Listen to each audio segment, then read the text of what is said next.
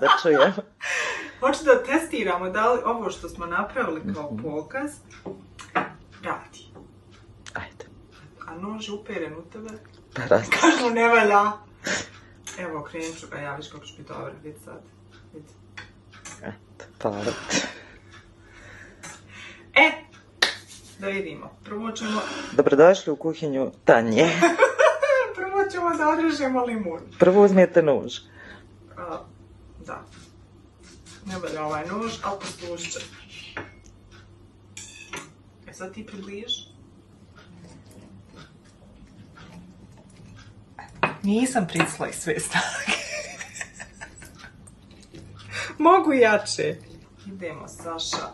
Ako ne bude valjalo, evo ga, cijedi se.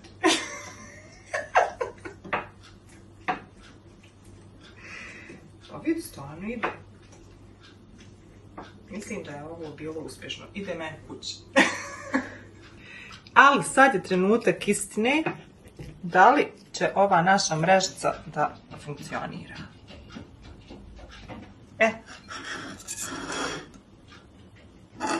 Tararara.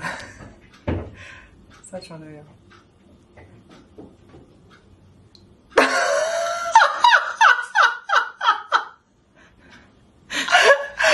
Ode ispod sve. Funkcioniše.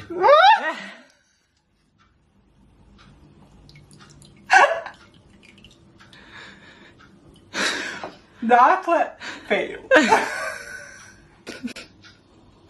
Sve to snimaš.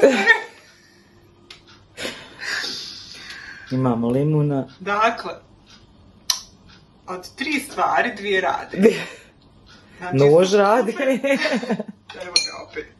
Znači, super cijedi i evo sve su košpice ostale. Evo, približiš.